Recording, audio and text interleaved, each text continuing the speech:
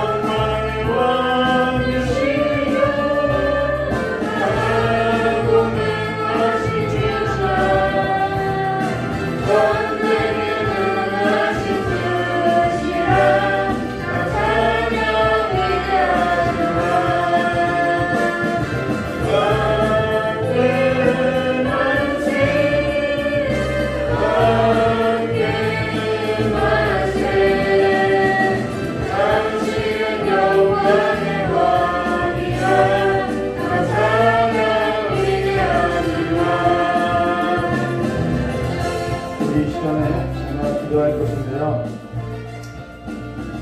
우리의 삶에 있어서 모든 승리가 하나님께 있다는 것입니다. 우리의 삶의 모든 과정의 그 모든 승리가 하나님께 있다는 거예요. 그렇다면 우리의 삶에 있어서 우리가 승리를 맛보려고 한다면 다른 것 없어요. 그 승리의 주가 되신 정말 이 찬양과 같이 영광의 왕이신 예수 그리스도를 붙드는 삶만이 우리에게 승리를 가져다 줄 수 있다는 것이죠. 이 시간에 그분을 모셔드리는 삶으로서 예배가 되게 위해서 참 기도하도록 하겠습니다. 참 좋으신 하나님의 아버지, 우리 귀한 손님들 이 시간에 상황을 보는 것이 아니라 무게를 보는 것이 아니라 삶의 규모와 삶의 수를 보는 것이 아니라 우리의 주가 되어주시고 우리의 왕이 되어주시는 주님을 보고 주님을 신뢰하며 모든 삶의 자리에서 일어설 수 있도록 복을 내려주시옵고 낙심은 또 하나의 교만이라고 하셨사오니 우리가 이제는 삶의 환경을 보고 낙심하는 것이 아니라 주를 보고 기뻐하는 삶으로서 일어나는 귀한 예배자로서 설 수 있도록 주의 복을 내려주시옵고 전쟁은 우리에게 속한 것이 아니라 하나님께 속한 것이오니 이제는 우리가 하나님께 속하여서 하나님으로 말미암은 그 삶의 기쁨을 누리고 회복하는 삶으로서 살아갈 수 있도록 이 시간에 복을 내려주시옵고 날마다 주로 말미암아 그 승리의 기쁨을 만끽하고 누리면서 살아가는 삶이 될 수 있도록 주님의 역사해 주시는 것을 원하오며 기하신 예수님의 이름으로 축복하며 기도드려옵나이다.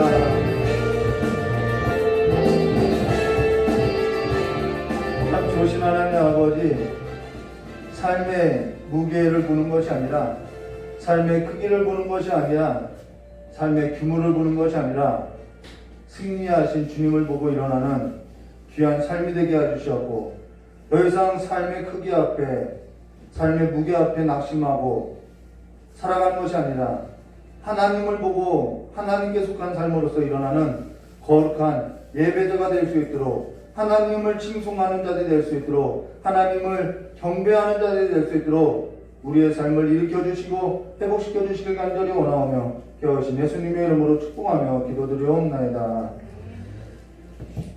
사실 오늘 저희 딸이 콘티를 짰는데 이 찬양이 오늘 예배와 상관이 있을까라는 생각했는데 찬양을 부르면서 깨닫게 된 거예요. 이 삶이 맞다라는 것이죠. 오늘도 우리가 설교를 들을 것인데요. 그 설교에 듣기 전에 이 찬양을 가만히 묵상하면은 우리의 삶이 늘 어디서 무너지냐면 삶의 크기 앞에 무너지고요, 삶의 규모 앞에 무너지고요, 삶의 그 수혜 앞에 좌절을 겪고 낙심하고 낭망한다는 것이죠. 근데 낙심하고 낭망하는 것은 또 하나의 교만이다라는 것입니다. 우리는 낭망할 근거도 없는 거죠. 내가 좌절하고 있다는 것은 내 한계성을 모르기 때문에 내가 좌절을 하는 것이죠.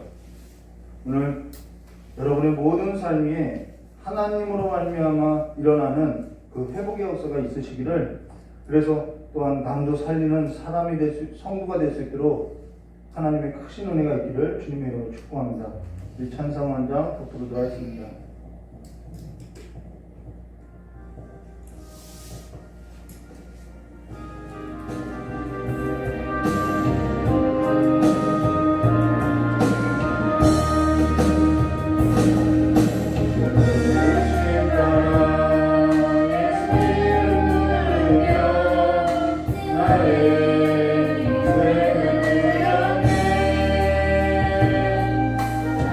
내 못하고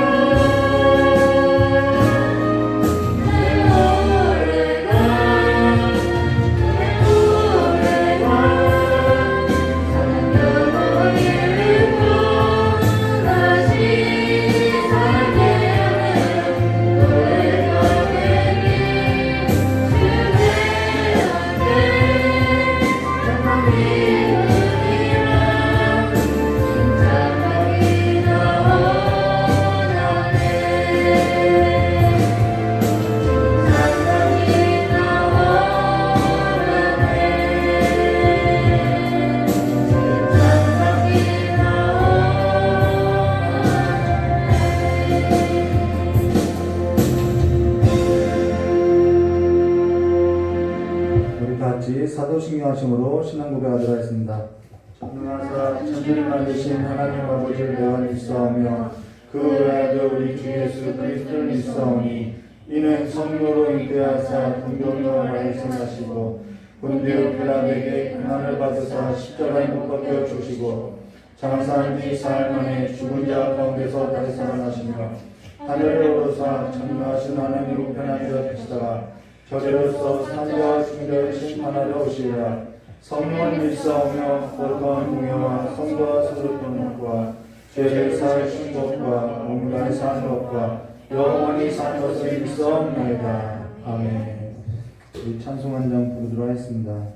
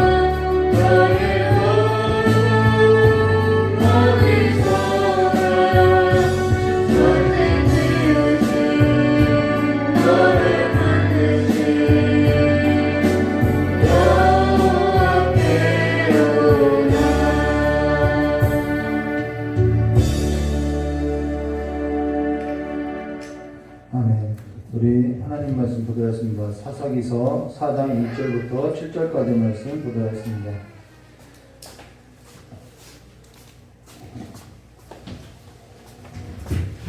사사기서 4장 1절부터 7절까지의 말씀을 한 절 한 절 기도하도록 하겠습니다.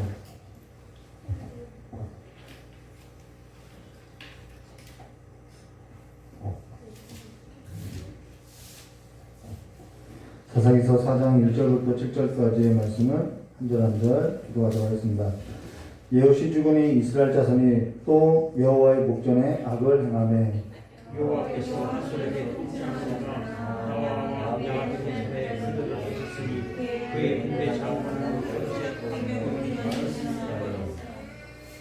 야빈은 철병과 900대가 있어 20년 동안 이스라엘 자손을 심히 학대하였으므로 이스라엘 자손이 여호와께 부르짖었더라.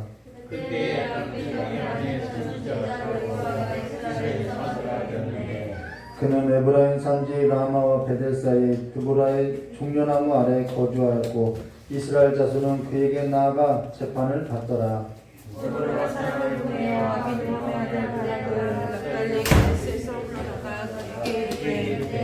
이스라엘은 여호와께서 이같이 명령하지 않으셨느냐? 너는 납달리 자손과 스불론 자손 만 명을 보내리고 각오의 산으로 가라. 우리 함께 하겠습니다. 내가 야곱의 군대장과 시스라와 그의 갱거들과 그의 무리를 시손가락으로 이끌어 내게 이르게 하고 그를 내 손에서 넘겨주기는 하셨느니라. 아멘. 참 기도하도록 하겠습니다. 참 좋으신 하나님 아버지, 우리의 삶의 무게 앞에 넘어지는 삶이 아니라 우리가 세상의 크기와 규모와 수 앞에 좌절하는 삶이 아니라 이제는 하나님의 궁밀하심과 하나님의 자비하심과 하나님의 성실하심을 믿고 나아가는 자들로서 그 모든 자리를 털고 일어나 주의 백성으로서 살아갈 수 있는 믿음의 용기를 더하여 주시었고 이제는 그 두 다리가 연약하여서 좌로나 우로나 흔들리는 삶이 아니라 좌로나 우로나 흔들리지 않고 온전히 반석 위에 세워진 믿음의 삶으로서 살아갈 수 있도록 복을 내려주시길 간절히 원하오며 그하신 예수님의 이름으로 축복하며 기도드리옵나이다. 오늘 사사기서 4장 1절부터 24절로 사사 드보라와 바락이라는 제목으로 우리가 함께 보도했습니다. 우리가 지금까지 3명의 사사를 보았죠. 온니엘과 예후과 삼가를 보았죠. 그리고 지금은 4번째로 여선지자 드보라가 이스라엘의 사사가 된 것을 우리가 함께 볼 것입니다. 그러면은 성경 말씀 1절과 2절 우리가 함께 교독하는 말씀을 보시면요. 예후시 죽으니 이스라엘 자손이 또 여호와의 목전에 악을 행하며 여호와께서 하솔을, 여기가 하솔이에요. 하솔에서 통치하는 가나안 왕 야빈의 손에 그들을 파셨으니 그들의 군대 장관은 하로셋 학고임에 거주하는 시스라요라는 것으로서 이스라엘 자손이 또 여호와의 목전에서 악을 행했다라고 이야기합니다. 그리고 3절 말씀에 이렇게 말씀하죠. 야빈 왕은 철병거 900대가 있어 20년 동안 이스라엘 자손을 심히 학대하였으므로 이스라엘 자손이 여호와께 부르짖었더라라고 말씀하셨죠. 자, 사사 온니엘이 다스렸을 때가 40년이고요. 사사 예후시 다스렸을 때가 80년이고요. 이들이 다스렸던 기간을 제외한 기간을 제외하고 이들이 다스린 기간만을 따지면요, 두 사사, 삼갈도 제외하고요, 두 사사가 다스린 때가 120년이나 된다는 것입니다. 근데 이들에게 변화가 없더라는 거예요. 이 3절 말씀에 야빈 왕이 철병거 900대가 있어 20년 동안 이스라엘 자손을 심히 학대함으로 라는 말로서, 자, 이스라엘 자손이 여호와께 또 부르짖어요. 근데 이들이 불순종하고 하나님의 명령 앞에 순종하지 못하는 그 삶의 가장 큰 요인이 뭐냐면요, 철병거, 바로 그 세상의 크기에 규모에 수에 눌려있기 때문에 하나님의 말씀에 순종하지 못하고 하나님께 명령하지 못하고 이 크기에 눌리고 규모에 눌리고 수에 눌려서 뭐하기 때문이냐면 불순종하기 때문이라는 것입니다. 불순종하기 때문에 이들이 또 하나님 앞에 불순종하기 때문에 하나님은 또 이들을 깨우치고 있다는 것이죠. 우리에게 삶에 있어서 하나님 앞에 불순종하게 되는 원인이 뭐냐면 우리가 세상의 크기와 규모와 수에 여기에 삶에 눌려있기 때문에 불순종하게 된다는 거예요. 그래서 하나님을 경험하고 하나님의 그 삶에 있어서 경험하지 못하고 살아간다는 것이죠. 이 정도면은 회개도 아닌, 이제는 회개가요 신앙의 관념이 되어가지고요 이들의 삶은 어떻게 됐냐면요, 여호와의 목전 앞에서 악을 행하여도 회개만 하면은, 하나님께 부르짖기만 하면은 하나님께서 건져주신다라는 이들의 신앙이 뭐가 되냐면 일반화가 되어가지고요 악을 행하는 것마저도 스스로 관대하게 생각하고 자신들이 하나님의 명령에 순종하지 않고 살아가는 그 삶에 있어서도 이미 익숙해지고요, 이미 정당화된 것으로서요, 이것이 이제는 이 악이 그 사회에 어떻게 되면 이렇게 넘쳐나기 시작했다라는 거예요. 그래서 뭐라고 이야기하면은 나만 그렇고 사느냐, 나만 뭐 그렇게 사냐, 나만 뭐 모든 사람이 다 그러고 살지 않냐, 이 삶이 그냥 보편화되었다라는 것입니다. 이것을 가지고 뭐라 하면 죄의 사회성이라고 말하고 있고요, 악의 사회성이라는, 이 고리를 끊어내지 못하고 있다는 거예요. 뭐 나만 보고 사냐, 나만 먹고 사냐, 나만 입고 사냐, 남들 다 같이 그렇게 살지 않느냐, 그 가치관이 무엇을 못하게 하냐면 하나님의 거룩성을 나타내지 못한다는 것이죠.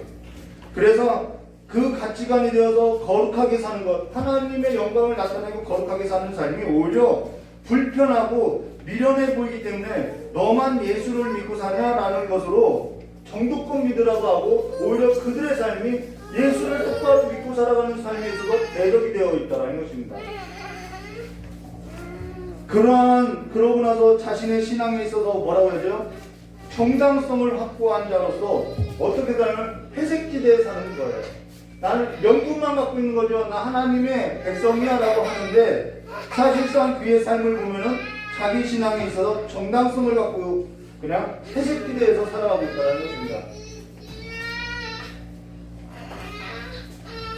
우리가 나에게 있어서 악에 대하여 관대하게 살아라는 말을 하는 것이 아니죠. 그래서 23절과 24절에 이렇게 말씀하셨죠. 이와 같이 이날에 하나님이 가나안 왕 야빈을 이스라엘 자손 앞에 굴복하게 하신지라. 이스라엘 자손의 손이 가나안 왕 야빈을 점점 더 눌러서 마침내 가나안 왕 야빈을 진멸할더라라는 것은, 이 싸움이 하나님께서 행하신 것으로서 하나님께서 내게 행하신 긍휼과 자비와 그 하나님의 성실하심으로써 이 악한 무리가 진멸되었음을 말해줬다는 것입니다. 내가 진멸한 것이 아니라는 거죠. 이것이 오늘 성경 말씀의 결론인데요.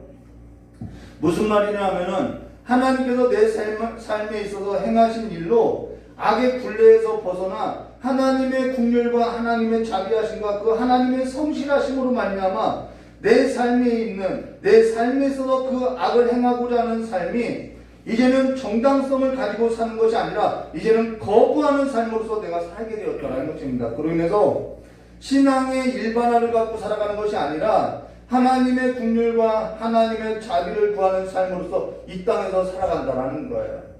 그렇지 않으면은요, 하나님은 악을 행하여도 회개만 하면 돼. 하나님은 구원하셔. 본래 사람은 다 연약하고 다 그래 라고 하면서 세상의 익숙함에서 벗어나지 않고 살아가는 삶이 될 수 있더라는 거죠. 지금 그것을 보여주고 있다는 것입니다. 그로 인해서 일상의 삶 가운데서는 하나님의 긍휼과 하나님의 자비가 아니라 악에서 떠나지 않고 자신의 행복을 위한 삶으로서 사는 사람이 있고요. 그와 달리 일상의 삶 가운데서도 하나님의 자비와 하나님의 긍휼을 구하는 삶으로서 악에서 떠나서 하나님의 영광을 위한 새로운 삶으로서 살고자 하는 사람이 있더라는 것입니다. 이것이 하나님의 백성 가운데 두 부류의 사람이 있다는 것이죠. 그로 인해서 하나님의 자비와 하나님의 긍휼을 맛보고도 악에서도 떠나지 않고 옛사람 안에서 사는 것은 하나님의 긍휼과 하나님의 자비를 경험하지 못한 하나님 밖에 있는 사람들이 처하게 될 형벌보다도 더 무거운 삶으로서 살아갈 수 있다는 거예요. 아니요, 더 무서운 형벌로 처할 수 있다는 것입니다. 그러면은 2절 말씀해 보시면 이렇게 말씀하죠. 하솔에서 통치하는 가나안 왕 야빈이라는 것은요, 여기 하솔인데요, 이 지역이 다 가나안 지역이죠. 그런데 가나안은 나라가 아니라 지역을 말하는 것으로서 가나안 지역에 거주하는 여러 족속 중에 이 하솔을 지배하는 왕 야빈이 뭐하다는 거예요? 가장 강하다는 것을 말해준다는 것입니다. 가장 군사력이 갖고 있다는 거예요. 그래서 3절에 이렇게 말씀하죠. 야빈 왕은 철병가가 900대가 있어 라는 말로서 이스라엘을 20년 동안 학대하더라 라고 말하였죠. 여기서 철병거 900대, 20대가 아니죠. 900대죠. 철병거 900대라고 말하는데요. 이때 당시 이집트가 가장 강할 때가 철병거 몇 개 갖고 있었냐면 1200개 갖고 있었다는 것입니다. 그렇다면은 이 하솔이 철병거 900대를 갖고 있었다고 하는 것은 엄청난 군사력이라는 거예요. 지금의 이집트가 미국과 같은 군사력이라고 하면은 이 하솔은 중국과 같은 그런 군사력을 갖고 있는 그런 막강한 군사력을 갖고 있다는 것이죠. 근데 사실 다시 한번 설명하면요, 이들의 불순종의 뿌리가 어디에 있냐면은 그 세상의 규모 앞에 굴복했다라는 것입니다. 그러면서 대수롭게 생각지 않는 것은 이들이 대수롭게 생각지 않는 것으로 인해서 그들이 올무가 되었고, 지금은 그 올무가 된 삶으로 인해서 지금은 여지없이 무너지게 된 것으로서 일상의 삶 가운데 대수롭게 않게 생각했던 그 악의 뿌리가 이들의 삶에는 이제는 올무가 되어 있다는 것이지요. 지금 우리가 하나님의 백성으로 부름을 받았다는 것은요, 지금 우리를 부르신 이가 누구냐면은 하나님이시라는 거예요. 하나님이 우리를 부르셨다는 것이죠. 교회라는 것은요, 건물을 말하는 것이 아니에요. 교회라는 것은 부르신 자로부터 부름을 입은 자들이 교회라는 거예요. 그래서 성도와 교회인 것이죠. 그래서 교회는 건물이 아니라 부름받은 자가 교회이고, 부름받은 자는 부르신 이가 있는데 그가 누구냐면은 바로 하나님이시라는 것입니다. 그러다면은 교회의 머리는, 그래서 교회의 머리는 누가 되냐면은 우리를 부르신 예수 그리스도가 교회의 머리라고 하는 것이죠. 그러면은 교회의 머리가 예수 그리스도라고 하는 것은 뭐가 바뀌냐면은 우리의 삶의 머리가 바뀌었다라는 거예요. 머리가 바뀌었다라는 거예요. 머리라는 것은 뭘 말하냐면요, 모든 기관을 주관하는 기관인 거죠. 통치하는 기관인 거죠. 우리의 삶의 주권자가 바뀌었다는 것을 말해주는 것이 교회의 머리가 바뀌었다라는 말이라는 것입니다. 교회 안에 있어도 머리가 바뀌지 않으면은 그건 뭐냐면은 교회 아니라는 거죠.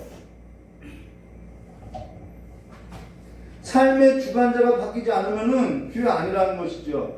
교회는 머리가 예수 그리스도로 바뀐 삶을 말하는데, 머리는 모든 기관을 다스리는 것으로서 내 모든 기관이 내가 이것을 먹어야 행복하냐, 내가 이것을 얻어야만 유익하냐, 여기에 사는 것이 교회가 아니라는 것입니다. 교회라는 것은 건물이 아니라 부름을 받은 자의 모임으로 성도인 것으로서 그 교회는 머리가 바뀐 것으로서 내 삶의 주관자가 살아가는 그 삶을 따라서 가는 것이 내 삶에 뭐가 되냐면 가치관이 되어야 한다는 거예요. 이것이 교회라는 거죠.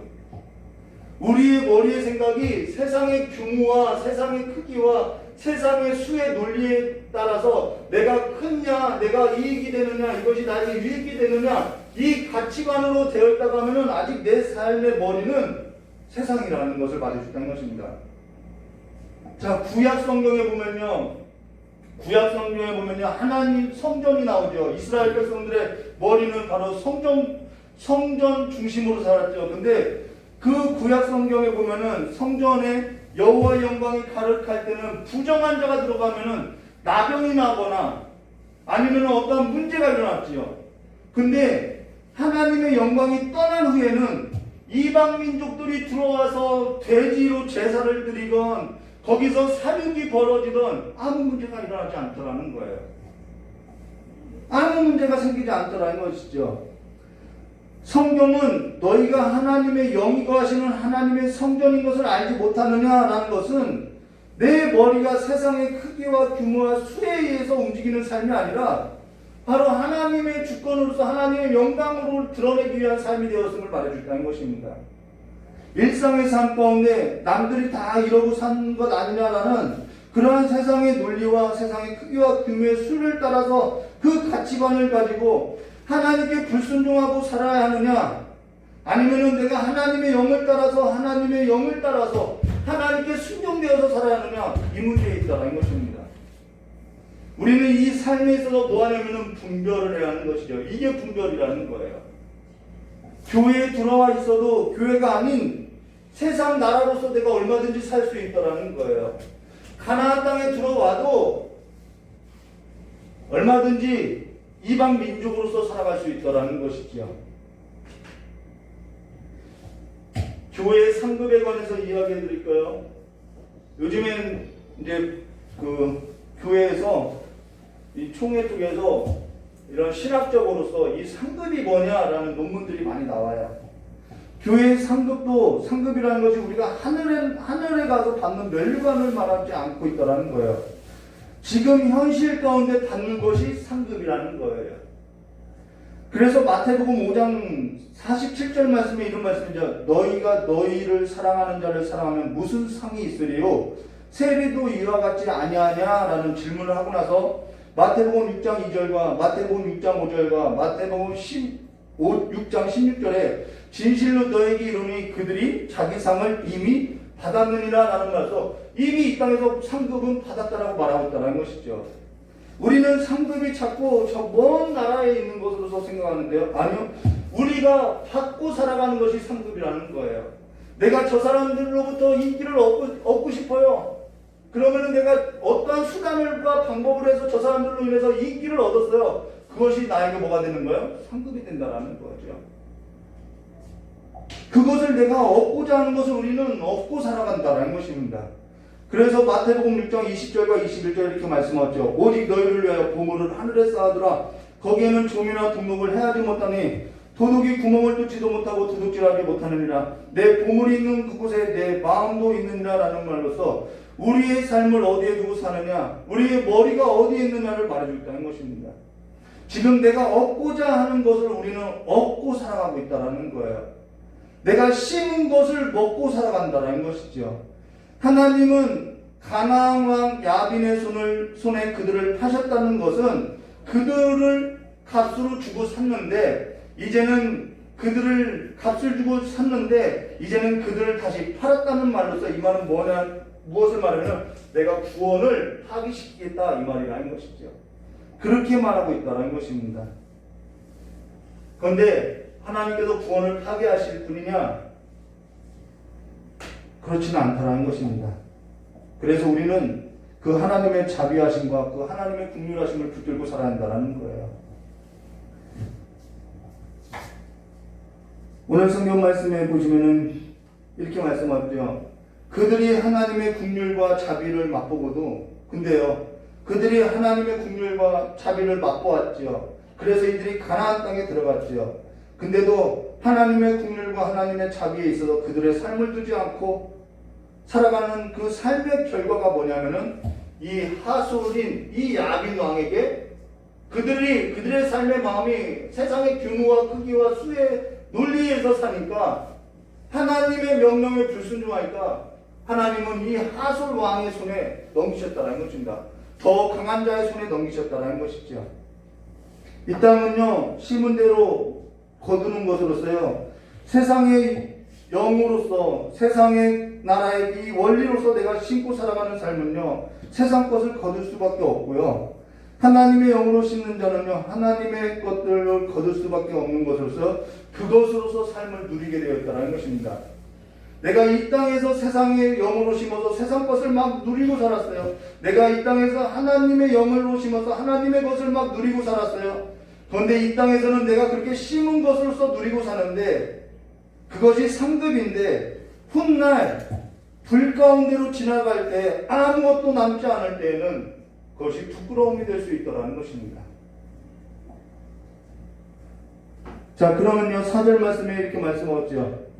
그때 랍비돗의 아내 여선지자 드보라가 이스라엘의 사사가 되었는데 라고 한 것은 하나님께서 사사를 세운 것이 아니라 이 여선지자 드보라는 사사가 되었다고 말한다는 것입니다. 세운 것과 배운 것과는 다른 것이죠. 근데 그가 여선지자로 선지자의 역할은요 하나님의 말씀을 전하고 하나님의 말씀을 가르치는 역할을 맡은 자가 선지자라는 것입니다. 그로 인해서 그가 사사가 된 것은 그 하나님의 말씀을 가르치고 전하였더니 백성들이 자신들의 송사를 가지고 이 여선지자였던 드보라에게 가지고 왔기 때문에 이 백성들의 송사를 맡아서 판결을 해줬기 때문에 사사는요 재판관이라는 거예요. 판결을 해줬기 때문에 그가 사사가 되었다라고 말하는 것이죠. 그래서 그 5절 말씀에 이렇게 말씀하죠. 그는 에브라임 산지 라마와 베델 사이의 드보라의 종려나무 아래에 거주하였고 이스라엘 자손은 그에게 나아가 재판받더라 라고 말씀하고 있죠. 근데요, 우리가 여기서 드보라 하면은 떠오르는 이미지가 뭐냐면은 쌈자라는 여자 이렇게 떠오르는데요. 사실 드보라는요, 오늘 성경에 싸움을 한 적이 한 번도 없더라는 거예요. 근데 드보라 하면 싸움자라는 여자로 인식하고 있는 것은 왜 그러냐? 여자가 선지자고 여자가 사사라는 그 남성들의 편견을 가지고 성경을 보기 때문에 드보라는 싸움자라는 여자로서 인식되었다는 것입니다. 이것은 오늘 성경 말씀은 남성들의 그 우월적인 편견을 깨고자 이 글을 써왔다 하는 거예요. 그리고 5절 말씀에 이렇게 말씀하죠. 그는 에브라임 산지 라마에서부터 베델 사이의 드보라의 종려나무 아래에 거주하였고 이스라엘 자손은 그에게 나가 재판을 받았더라라는 것으로서 여호와의 복전에 악을 행하는 그 이스라엘 백성들 가운데 라마에서 베델에 이르기까지 율법을 가르치고 율법을 전하고 그리고 백성들의 송사를 율법의 기준으로서 판결한 것은요, 어둡고 흑암 가운데 죄악으로서 죄의 사회성이 죄가 일반화된 이 사회 가운데 하나님의 백성이 살아야 할 그 삶의 기준을 제시하는 것으로서요, 이것은 매우 중요한 것이고 유일한 참빛이며 유일한 생명이며 유일한 참기를 비춰주는 이름을 말해준다는 것입니다. 그리고 드보라의 이름은 무엇이냐면요, 꿀벌이라는 뜻이라는 거예요. 그런데 그가 종려나무 아래라는 것은 대추야자나무인데 이것도 이스라엘 자손이 그 아래에서 지금 무엇을 먹고 있냐면 드보라로부터 말씀을 먹고 있다는 것이죠. 이거는 좀 해학적인, 좀 그림 언어로서 말한 것으로서요, 무슨 말이냐면 그녀의 입에서 나오는 꿀송이 같은 율법으로서 이스라엘 자손에게 전하여주고 가르쳐주고 백성들은 송사를 받아서 지금 조그만 희망이 있다는 것을 보여주고 있다는 것입니다. 이 어두운 역사의 희망은 바로 이것이라는 것을 보여주고 있다는 것이죠. 그러면은 6절 말씀 보면요, 이렇게 말씀하셨어요. 드보라가 사람을 보내어 아비노함의 아들 바락을 납달리 게데스, 여기가 게데스예요. 이 윗지방 게데스에서 불러다가 그에게 이르되 이스라엘의 하나님 여호와께서 이같이 명령하지 아니하느냐? 너는 납달리 자손과 스불론 자손 10,000명을 거느리고 다볼산으로 가라. 여기가 이제 스불론 지파고요. 여기가 이제 납달리 지파인데요. 여기서 얘네들을 모아서 게데스에서 모아서 다볼산으로 내려가라고 이야기하는 것이죠. 자, 그런데 다볼산 아래에 뭐가 있냐면요, 이 다볼산 아래에 이만큼이 뭐냐면요, 이스르의 평야가 있다는 것입니다. 평야가 있고 여기는 기슭강이 흐른다라는 거예요. 그래서 7절에 이렇게 말씀하죠. 내가 야딘의 군대 장관 시스라와 그의 병거들과 그 무리를 기슭강, 여기요, 기슭강으로 이끌어 내게 이르게 하고 그를 내 손에 넘겨주리라 하셨느니라 라는 것에서 이 하솔 무리들이 하솔 무리들이 바락이 다볼산에 모였다라는 소식을 듣고 하솔이 군대를 모아서 어디로 갔냐면 이 기슭강, 이 평야지대로 갔다는 것입니다. 왜요? 그들은 철병거가 있기 때문에 평야에서 싸워야만 승리할 확률이 있기 때문에 이들은 기슭강으로 끌고 와서 평야에 이르렀다는 것이죠. 그리고 이스라엘 백성들은 이 다볼산에 지금 모여 있다는 것입니다. 근데 이 상황을 지금 보여주고 있는데 이 상황 가운데서 뭐라고 이야기하면 8절과 9절에 이렇게 말씀하죠.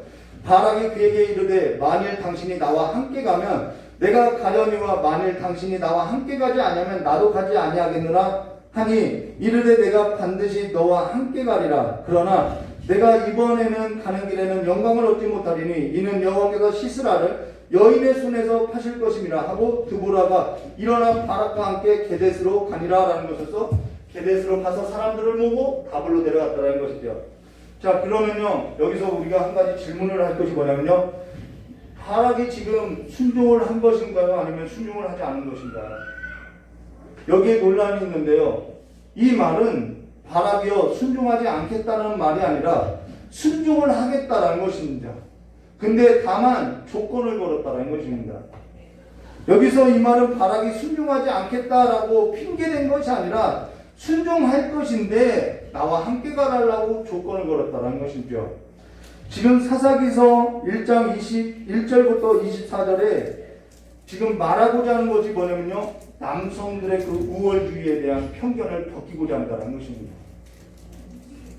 남성적인 그 우월주의의 편견이 뭐냐면은 바락이 여자 꽁문이나 따라가고 순종하겠다고 하는 것도 조건이나 달고 한다고 하면서 어떻게 이해하면 세상의 크기와 규모와 수의 논리로서 바락을 보고 있다는 것이죠. 그러나 정작 자신들은 뭐하고 있어요? 이 하솔이라는 군대 장관 시스라를 보고 두려워서 정작 싸우지도 못하고 핑계하고 있다는 것입니다. 여기서 드보라는요, 여자가 아니에요. 여선지자로서요, 하나님의 말씀을 가진 자로서 지금 바락이 여선지자로, 여자가 아니죠, 여선지자로 하나님의 말씀을 가진 자와 함께 하고자 하는 것은요, 무리한 요구가 아니라는 것입니다. 지금까지 그러한 편견을 가지고 우리가 보았다는 것이죠. 그러고 여기에 그러나 내가 이번에 가고 길에서 영광을 얻지 못하리니 이는 여호와께서 시스라를 여인의 손에 파실 것입니다 라고 한 것은 바락이 드보라와 여선지자인 드보라와 함께 갔기 때문에, 조건을 달았기 때문에 그가 영광을 얻지 못했다, 이렇게 해석하는 것도 무리한 해석이라는 것입니다. 저 역시도 전에는 그런 줄 알았어요. 근데요, 성경 히브리서 11장 32절의 말씀에 보시면 이렇게 말씀하세요. 내가 무슨 말을 더하리요? 기드온과 바락과 삼손과 입다와, 여기서 바락이 나오죠. 다윗과 및 사무엘과 선지자들의 일을 말하려면 내가 시간이 부족하리라 라는 말로서, 여기에는 여선지자 이름도 나온 것도 아니고 드보라가 나온 것이 아니라 시스라를 죽인 여인도 나온 것이 아니라 바락을 말하고 있는 것으로서, 그 바락은 믿음으로 행하였고 믿음으로 순종하였고 성경은 그것을 인정해주고 있다는 것을 말해줬다는 것입니다. 가나안 왕 야빈에게는 철병거 900대가 있었어요. 누구나 두려워할 만한 상황이죠. 그 두려워한 상황에 하나님의 말씀을 가진 여선지자와 함께할 것을 부탁한 그 부탁은 무리한 부탁이 아니고요, 그가 순종하지 않겠다고 핑계거리를 만들어내는 사람도 지금 아니더라는 거죠. 그러고 나서 10절 말씀 보시면 이렇게 말씀하셨죠. 바락이 수불론과 납달리를 게데스에서 부르니 10,000명이 그를 따라 올라가고 드보라도 그와 함께 올라가니라. 자, 우리가 이 바락이 영광을 얻지 못한다라는 뜻이 뭔지 우리가 나중에 가서 볼 것이에요. 자, 그럼요, 11절에 이렇게 말씀하셨죠. 11절에 모세의 장인 호밥의 자손 중 겐사람 헤벨이 자기 족속을 떠나 게데스에 가까운 사하나님 상수리 나무 곁에 이르러 장막을 쳤더라라는 것으로서 지금 계속해서 게데스, 이 게데스라는 장소가 나오고 있다는 것입니다. 그러고 나서요, 우리가 볼 건데요, 이어서 12절과 13절 말씀 보시면요, 아비노함의 아들 바락이 다볼산에 오른 것을 사람들이 시스라에게 알림해 시스라가 모든 병거 곧 철병거 900대와 자기와 함께 있는 모든 백성을 하루셋 학고임에서부터 기송강으로 모은지라. 이것이 지금까지 설명한 거죠. 이들이 이 기송강에 모였다는 것입니다. 근데요, 이들이 기송강에 이르러 이스라엘 평야에 있는 곳으로서 이들이 철병거 900대를 이끌고 기송강 근처에 평야지대에 왔는데요, 그러고 나서 어떠한 일이 생겼냐면요, 오늘 성경 말씀 14절과 15절에 이렇게 말씀하죠. 드보라가 바락에게 이르되 일어나라, 이는 여호와께서 시스라를 내 손에 넘겨주신 날이라. 여호와께서 너와 함께 나아가지 아니하시느냐 하는지라. 이에 바락이 10,000명을 거느리고 다볼산에서 내려가니, 여호와께서 바락 앞에서, 자, 다볼산에서 내려가고 있는데 여호와께서 바락 앞에서 시스라와 그의 모든 병거와 그의 온 군대를 칼날로 혼란에 빠지게 하심에 시스라가 병거에서 내려 걸어서 도망한지라라는 것에서, 여기서 주목하는 것이 병거가 타고 가는 것이 아니라 걸어서 도망했다는 것입니다. 아무 쓸모없게 됐죠, 그 철병거가요. 성경을 보면요, 여호와께서 바락 앞에서 시스라와 그의 모든 병거와 그의 온 군대를 칼날로 혼란에 빠지게 하심에 시스라가 병거에서 내려 걸어서 도망한지라 라고 말씀하셨어요. 여기서 드보라가 싸운 적이 있느냐? 없어요. 바락이 싸운 적이 있느냐? 없어요. 그냥 하나님께서 이 전쟁을 행하였다는 것입니다. 근데 그가 타고 온 철병거에 철병거라고 아무리 막 이 철병거에 철병거를 가져온다고 해도 하나님 앞에서는 아무 쓸모없어서 걸어서 도망하고 있다는 것이죠. 여기서 여호와께서 바락 앞에서 시스라와 그의 모든 병거와 그의 온 군대를 칼날로 혼란에 빠지게 하심이라는 것은 정확하게 어떠한 일인지는 설명하지 않아요. 하나님께서 하셨다는 것이죠. 근데요, 오늘 이 성경 다음 장 보면요, 바락이 드보라가 함께 노래하는데 사사기서 5장 다음 장만 넘기면 있죠. 사사기서 5장 20절에 이렇게 말씀하셨어요. 별들이 하늘에서부터 싸우되 그들이 다니는 길에서 시스라와 싸웠다라는 말로서 별들이 싸웠다라고 말을 하고 있어요. 별들이 하늘에서 싸웠다고 이야기죠. 별들이 하늘에서부터 싸웠다는 말은요, 무슨 뜻이냐면 하늘에서 비를 내렸다라는 수사적 표현이라는 것입니다. 그로 인해서 그 다음 절 사사기서 5장 21절에 이렇게 말씀하셨죠. 기송강은 그 무리를 표류시켰으니 이 기송강은 옛강이라 내 영혼아 내가 힘있는 자를 밟았도다라는 것으로서 이 기송강이 하나님께서 비를 내렸더니 이 기송강이 이 평화에 범람하게 되므로 이들이 다 어떻게 하면 진흙탕에 빠지게 되었다는 것입니다. 그들이 진흙이 되었고 그 진흙에 빠지게 된 것으로서 철병거도 타지 못하고 걸어서 도망하였고 이들은 혼란에 빠져서 서로를 죽이게 되었다는 것이죠. 진흙에 빠지고 하늘에서는 비가 내리고 기송강은 범람하여서 막 물들이 넘치고 진흙물이 넘치고 진흙은 이들의 철제 무기를 무겁게 하고 이들의 상황은 큰 혼란에 빠진 것으로서 주변을 볼 수 없다는 것입니다.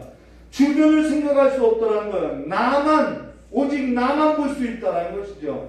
여러분, 나를 제하고는요, 이러한 상황 가운데는 나를 제하고는 모든 것은 다 어떠한 대상이냐면 불완전한 대상으로서 불안한 대상으로서 나를 보호하기 위해서 칼을 휘두를 수밖에 없는 상황이라는 거예요. 그래서 서로 죽였다는 것이죠. 지금 말하는 것이 뭐냐면 하나님의 영이 없이 살아가는 사람들의 그 상태가 바로 나만 생각하고 불안한 대상으로서 칼을 휘두를 수밖에 없는 혼란 가운데 빠지는 삶임을 말해줬다는 것입니다. 그리하여서 16절에 이렇게 말씀하고 있죠. 바락이 그 병거들과 군대를 추격하여 하로셋 학고임에 이르니 시스라의 온 군대가 다 칼에 엎드려 있고 한 사람도 남은 자가 없었더라라는 것에서 시스라의 온 군대가 다 칼에 엎드려지고 남은 자가 없었더라는 거예요. 이게 나와 상관없는 삶일까? 아니요, 전에는 우리도 다 진멸될 삶이었다는 것입니다. 우리도 하나님의 영이 없으면은 나만, 주변을 생각지 못하고 나만, 그리고 모든 것은 불안한 대상으로서 우리도 칼을 휘두르면서 살아갈 수밖에 없는 삶이었다는 거예요. 그런데요, 하나님께서 우리를 하나님의 백성으로 건져주셨고 하나님께서는 우리에게 끊임없이 하나님의 자비와 긍휼을 베푸시고 있다는 것이죠. 그러면 17절 말씀 보시면 이렇게 말씀하죠.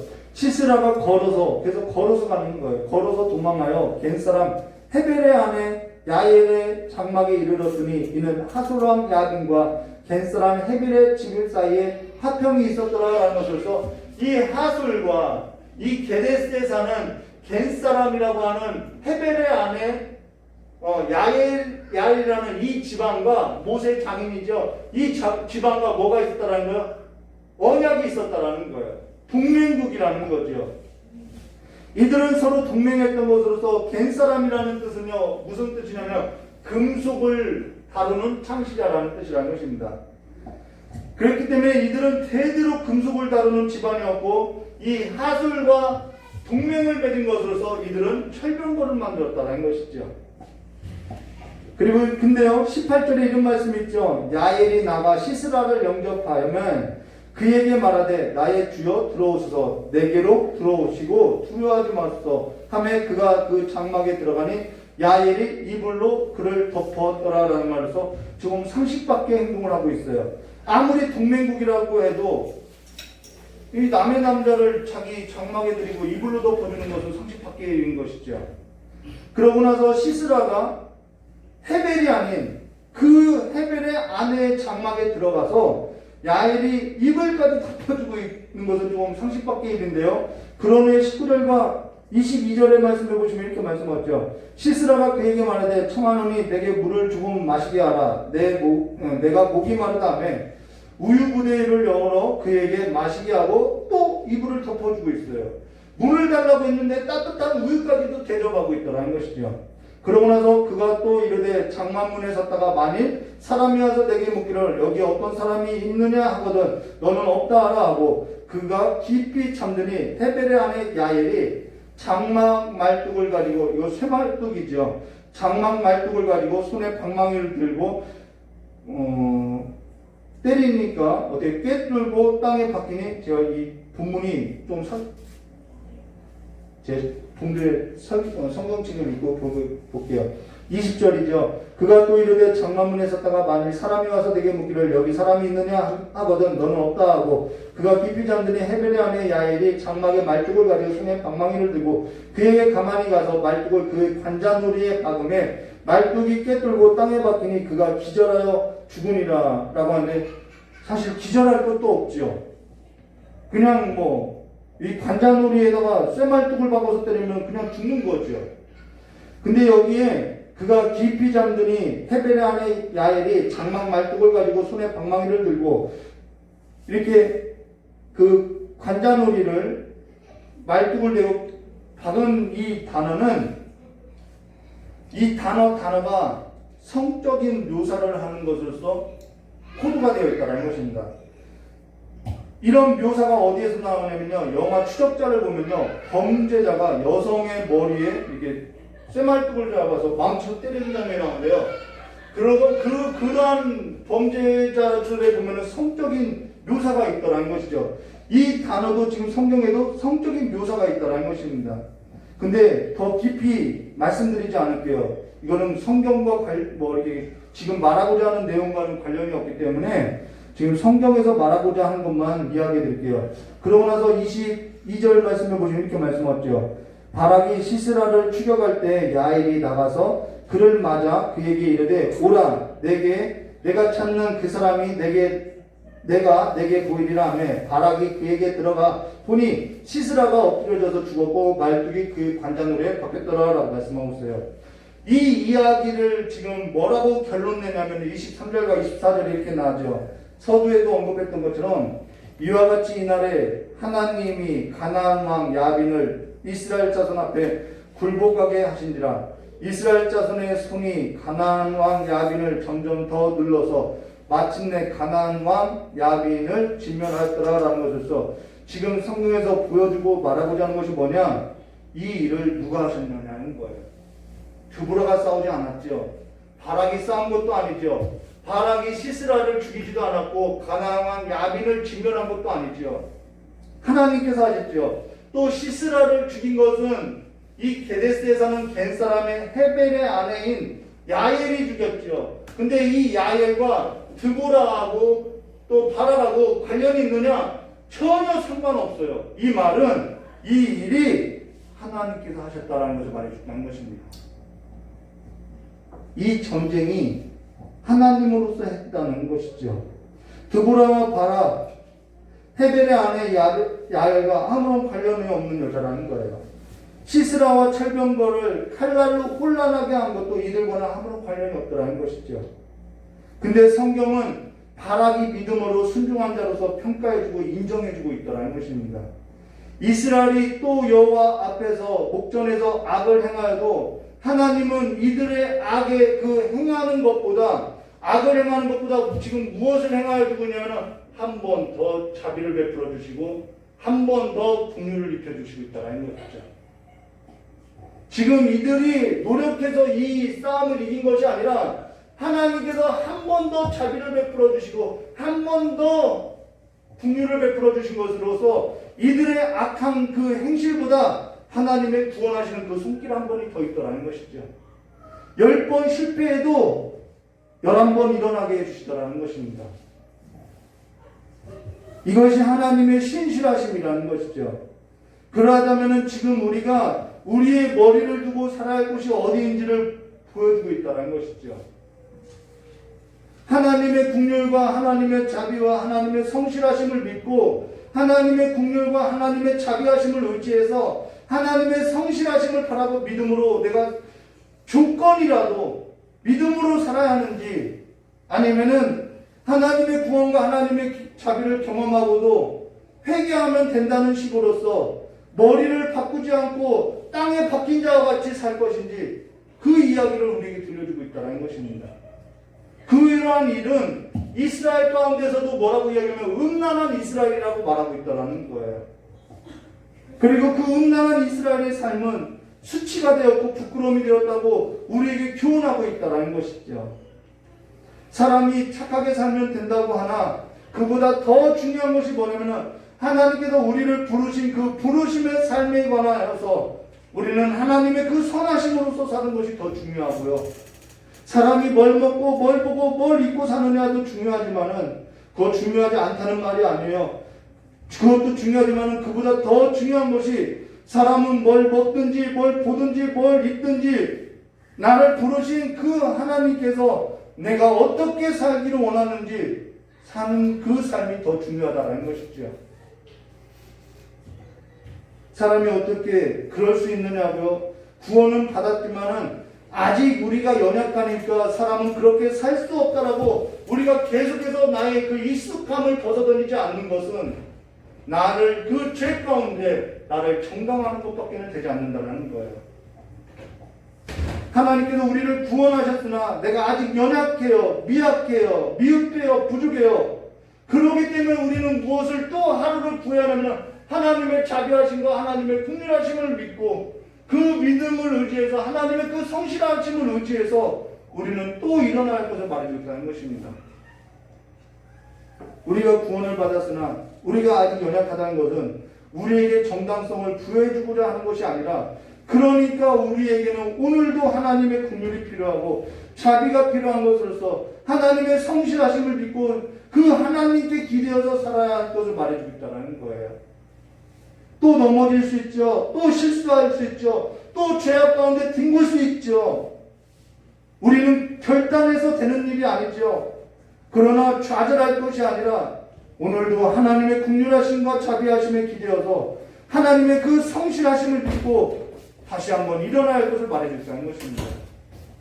그래서 좌절하는 것이 교만이라는 거예요. 하나님의 긍휼과 자비를 맛보고 하나님의 성실하심을 경험하고도 악한 길을 떠나려고 생각지 않고 살아가는 그 삶은 이전보다도 더 무거운 형벌이 기다리고 있음을 말해줄까는 것입니다. 지금 내가 얻고 있는 것이 상급이고요. 그 상급은 장차 분류 연단 받을 때에 아무것도 남지 않을 때에는 우리에게 수치가 되고 부끄러움이 된다는 거예요. 성도에게 있어서 내일의 일은요 사치인 것으로서요. 지금 나의 삶 가운데는 하나님의 긍휼이 필요하고 하나님의 자비가 필요한 것으로서 그 하나님의 성실하심을 기대하시고 그 하나님의 인자하심이 아침마다 새로운 그 하나님의 인자하심을 기대하시는 삶으로서 하나님을 믿고 살아가는 그리스도인으로서 이 땅에서 상급이 있는 성도로서 살아가시기를, 그래서 그 하늘나라에서 부끄러움이 없는 주와 함께 살았다고 하는 하나님 보시기에 인정받는 성도가 되시기를 주님의 이름으로 축원합니다. 다 같이 기도하도록 하겠습니다. 참 좋으신 하나님 아버지, 우리의 삶의 머리가 되어주시고 우리의 모든 삶의 전부가 되어주셔서 이제는 우리의 모든 삶에 있어서 하나님 없이는 살 수 없는 자들로서 날마다 아침마다 새로운 은혜를 베푸시고자 하나님께서 일을 행하시오니 이제는 그 하나님의 성실하심을 맛본 자로서 이제는 날마다 하나님의 자비하심과 긍휼하심에 기대어서 살아가는 그 삶으로서 일어나는 삶이 될 수 있도록 주께 역사해 주시옵고, 좌절하거나 낭망하는 것이 아니라 하나님의 자비하심을 보고 하나님의 긍휼하심을 보고 오늘 하루도 하나님으로 말미암아 살아가는 거룩한 예배자가 될 수 있도록 복을 내려주시길 간절히 원하오며 기도하겠습니다. 예수님의 이름으로 축복하며 기도드리옵나이다.